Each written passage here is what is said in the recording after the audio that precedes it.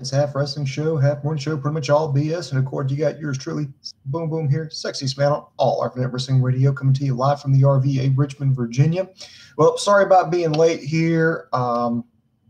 Dave Coco could not be here. He's in the midst of trying to get he's got a new job. He's getting some stuff taken care of, so he's unable to join us. Told me to go ahead and go solo. So here I am. And speaking of solo, I went to go see the Solo movie, the Star Wars movie. I found it enjoyable. I was going in and out of that. I sound like everybody who went to go see that movie. I went in there with low expectations. I heard a lot about the controversy. I read a lot of the critiques of it. And I was like, I don't know. But when I walked out, I was like, hey, you know what? That was actually pretty good. It was enjoyable. If you're a diehard Star Wars fan, I would probably say go check that out. But if not, I guess maybe you could wait for it to come out on demand or Blu-ray or something. I just found it enjoyable. I like the character. It felt like to me like the lead character, his name escapes me right now.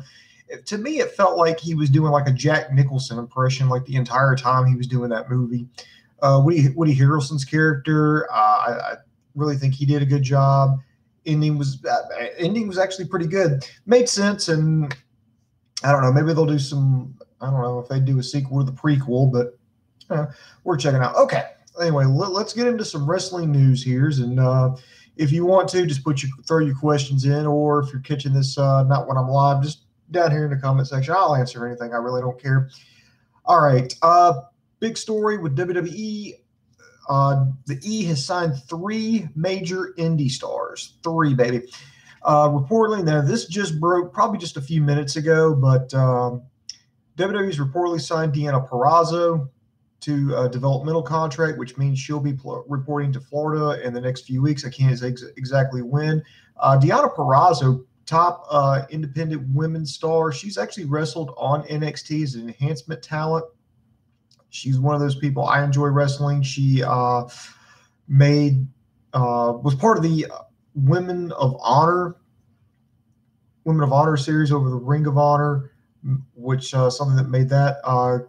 Speaking of women, Io Shirai, I hope I'm pronouncing that correctly. If not, I apologize. It looks like she is done with Stardom over in Japan. She lost her championship. I think the last major event that they had, rumor mill started swirling. She's pretty much confirmed it. She's going to WWE. She's going to wrap up her obligations in Japan later, coming up in June. I think probably it's going to take about 2-3 weeks for her to wrap up. And then the last, but certainly not least, is Keith Lee. Keith Lee has reportedly signed a contract with WWE NXT. They're going to be introducing him in the crowd at NXT TakeOver Chicago. And they've done that before. They did that with, they did that with EC3. They did that with Ricochet. They've done that with Bobby Roode. They've done that with, anyway. So that's going to be the next big step is Keith Lee going to the E. Congratulations to them. Speaking of WWE, let's see a couple more things we got to talk about here is Brock Lesnar. He is not going to be making another appearance until SummerSlam. And then the question is going to be, is he going to go back to the UFC and fight, or is he going to stay with WWE? Well, that depends on if he's going to sign up to, I think is the drug testing is what he's got to get signed up for. He's going to have to go in there and sign up for the USADA testing pool, and he's got to do it by June 30th. Now, if he does this, if he signs up to get that testing pool, it's likely he's probably going to fight by the end of the year. If not, he's going to stay with the E. And is also looking like he may actually break CM Punk's WWE World Heavyweight Championship record. Punk standing at 434 days. Now, I would put an asterisk right here next to Brock Lesnar. I don't know if they intended for him to break the record, but it may just been something they kind of stumbled in on. They had Lesnar side. I think the plan, and of course I've got nothing to back any of this up, I believe the plan was for Lesnar to lose the championship at Mania and go go off and do UFC or whatever. But according to what we've all heard is McMahon didn't like the reception that Roman Reigns was getting, so he called the audible for Lesnar to retain. I thought, okay, well, they're going to make it change at the Greatest Royal Rumble. That didn't happen. They did another fuck finish. And I think they kind of stumbled upon, well, if we can just get him to hang on to it for a little bit longer, he can break CM Punk's record. And WWE, yes, they are that fucking petty. They are that petty. Because remember, Brock Lesnar at one point when he first started was the youngest WWE champion. I think he won it at 24, if I remember correctly. Well, he just kind of abruptly quit, decided he was going to go off and do other things. That's when he tried to make the Minnesota Vikings, eventually went to UFC. The rest is history. So despite him, they put the championship for like a month on Randy Orton because he was 23, just so that way Lesnar wouldn't be the youngest champion in history. Right now, Punk is the longest in modern history. I mean, don't even go into like, oh, well, Bruno Sammartino. No, nobody's going to top that. No. So in modern history, CM Punk is your longest reigning WWE champion. So I think they kind of stumbled upon it. So, well, we can just, get his name off the record books. And I think they're just going to roll with it. And speaking of CM Punk, I think today should be day 3 of his trial with, the Dr. Amann, his, I guess, slander libel trial. I read some of the highlights of it, and I'm not going to bore you to death with it because it's a lot of legal shit in there. They've got a jury. They've got a jury seated. They've played the Colt Cabana podcast. Both Punk and Cabana were there. Amann was there. 2 big things out of it was, and I think it's kind of damning for the plaintiff in this case. And of course, I'm not a lawyer. I don't pretend to be a lawyer. I'm just reading this as just someone who, just as an observation. One thing, I think they tried to paint Punk as somebody who didn't listen to medical advice, never really talked to him on. They decided like the 2014 Royal Rumble when he may have been concussed and refused to, just roll out, eliminate himself. They had to go send out Kane Early to do it. They tried to paint him as like someone who didn't listen. Amann said that, he had gotten, he'd been humiliated. People called him Dr. Z-Pack. They were made all kinds of signs. They showed screenshots of stuff, messages that he received on social media. But this is the part where I think this is damning against the plaintiff, is Amann admitted in court, I believe it was under cross-examination, that the allegations did not hurt his standing with WWE. He is still employed, didn't hurt his salary. And I'm sorry, but this day and age, I don't think a jury's going to be sympathetic of, well, this guy said something bad about me and it hurt my feelings and people poked fun at me on social media. I don't know. But then again, it is 2018. You never fucking know. And then plus, I think the defense is going to start attacking the WWE in the sense of they showed all these emails from Punk and these exchanges, email exchanges from Amann and other people about how Punk is just completely banged up, complaining of, sore ribs. He may be concussed. All this other stuff is the, lack of, they're supposedly concerned about his well-being, but yet they're not taking him off the road. They're not taking him out of action. He's complaining about being injured. He's being hurt. He's not feeling good. He's almost out of it. But yet they still keep putting him in the ring. So, but, stranger things have happened. Moving on here, the brackets have been announced for the United Kingdom Championship Tournament. I'm just going to go down it briefly.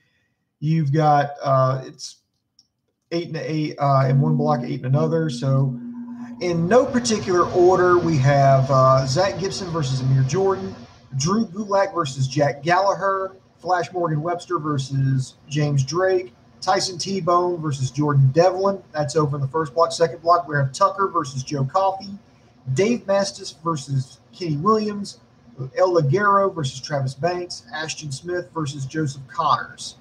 Looking like a pretty good stacked card here. I've seen some of these guys in the last UK tournament that they had back in the beginning. I think it was January 2017. Some of these guys are back. Some of these people I want to see a little bit more out of. Some people I've actually heard about. I've actually heard of Joe Coffey and Dave Mastiff and El Ligero. I've heard of them, but I've never really seen them in action, so might be worth checking out just to see them in action. Some returning people, like I would love to see a little bit more out of, particularly like Al Tucker, Joseph Connors, Zach Gibson. I'd like to see a little bit more out of them. So looking like a pretty good thing here. Let's see. And you know what? Speaking of tournaments, let's check up on New Japan here. They're about done with the Best of the Super Juniors tournament. It is absolutely wild. Nobody's going to run roughshod through it. They've got about 4 nights left. This is according to NJPW1972.com. That's New Japan's English language website. Right now, it's pretty much anybody's game. Nobody is really out of it. I think, to me, like in the A block, the biggest shocker for me is Tiger Mask. Tiger Mask went on an undefeated streak before finally losing to Flip Gordon and Taiji Ishimura. If you would have told me at the beginning of the match that Tiger Mask was going to lead it and be up there at the top of the pack, I would have fucking laughed at you. No fucking joke. Right now, as of the standings right now, before I don't know if they've updated it here, but this is the latest updates that they've had. Is right now it's a 1, 2, 3, 4-way tie for first. You have Tiger Mask, Flip Gordon, Will Ospreay, and Taiji Ishimura. They're tied for first. Now in the B block, it's another tight race. It's also a 4-way tie for first. You have Kushida, Dragon Lee, Marty Scurll, and Hiromu Takahashi. I'm personally kind of hoping for Taiji Ishimura and Hiromu Takahashi to win it and go to the finals and have the finals over at Dominion. New Japan, like I've been trying to follow this tournament, but New Japan kind of fucked up on this. They got to a point where they really weren't updating their website, because I'm a subscriber to New Japan World, and finally a couple of days passed and they weren't updating it, and then finally just wondered like, oh shit, we forgot to update it, so they updated everything, and I got so fucking far behind. Now it's just going to try to be. I actually did pretty good. I followed on with the first few nights of it for about the first week. And then they got behind on updating their New Japan World. And now I've just got to find a place to jump back in. I probably need to go ahead and just watch the last 4 nights, because you got 2 more rounds per block. Interested to see how Dominion is coming up. I want to see. Let me take a look here. Schedule. Nope. No. There we go. Dominion. Let's take a look at the Dominion lineup just one more time. Yep, you got Omega versus Okada. That's 2 out of 3 falls. No time limit. IC championship match. Naito defending against Jericho. Tag team match. You got Los Ingobernables de Japan versus the Young Bucks. You got a 3-way match for the never open weight. You got Goto defending against Elgin and Taichi. Rey Mysterio is supposed to be in action. Of course, we'll get the finals of the Super Juniors there. So still looking like a pretty stacked card.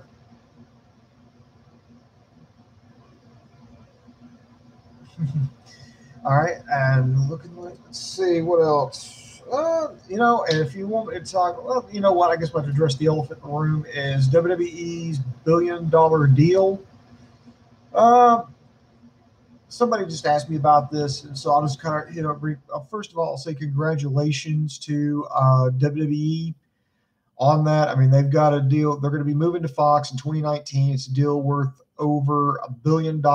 It's basically they're going to get about roughly $205 million a year. Really good. And I've just never thought. It's funny because I went back to I was feeling nostalgic. I went to WrestleMania X7. I watched that. I think it was X7. It was the match where Austin versus The Rock for the championship. This is the one where they kicked out of each other's finishers, and this is the one where Stone Cold kind of turned heel and he joined forces with Vince McMahon.